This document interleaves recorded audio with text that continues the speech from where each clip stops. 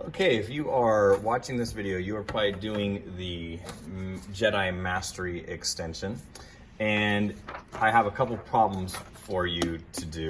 First of all, I'd like you to figure out how you calculate the coefficient of friction. So you're going to look at the formula,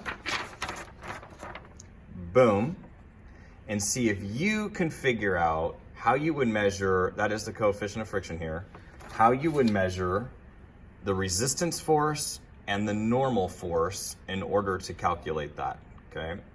What tools would you use? How would you go about doing that? What I'd like you to do is pause the video, see if you can figure this out on your own, and then when you're done, unpause the video and I will kind of explain it to make sure you're doing it right, and then I'll have you calculate the coefficient of friction of a cornhole bag. So this would be a good time to pause and see where you're at. Okay, welcome back.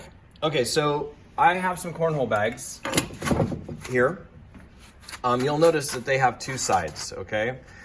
So for the first experiment, let's just start with the smooth side. So one thing about cornhole bags is they're actually, companies rate them now based on their coefficients of friction for fast surfaces or slow surfaces in order to allow you to block the hole. If you want to block the hole, you throw on the slow side. If you want to like slide into the hole, you throw on the fast side.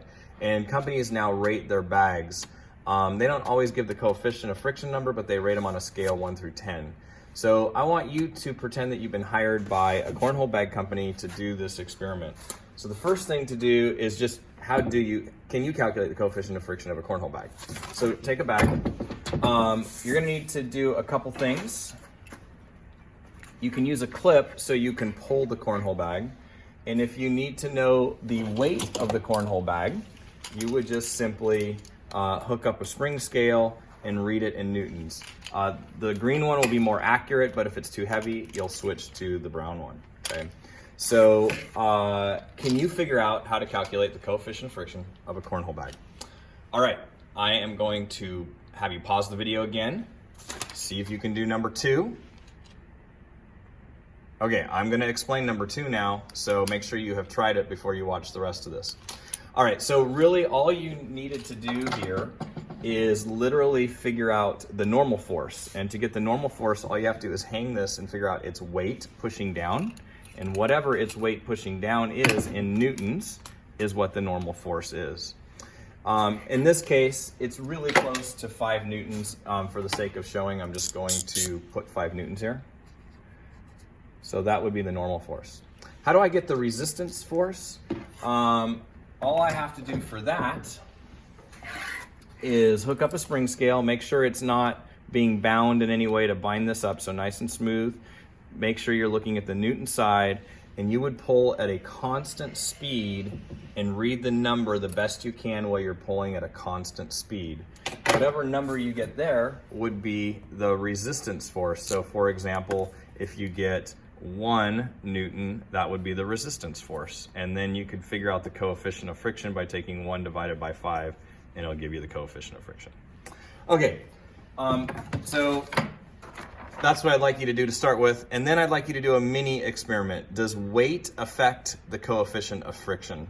So I would say maybe 3 or 4 different weights. So you could use the same cornhole bag. You already have one data point for whichever side you measured. You could add weight by adding more cornhole bags. So that would double the weight. So instead of 5 newtons, I'd be pulling down with 10 newtons. And repeat the experiment and see, does weight affect coefficient of friction very much?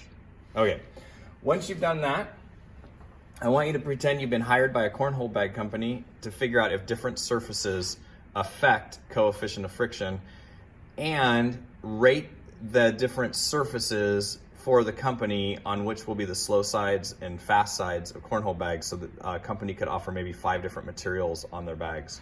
So I came up with some random materials here for you to try.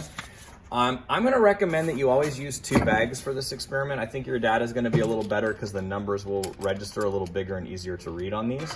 So how could you test different surfaces? You can't make the bags yourself, but you literally could put a surface underneath the 2 bags like that, attach your clip to the surface, and it will now pull like that. okay?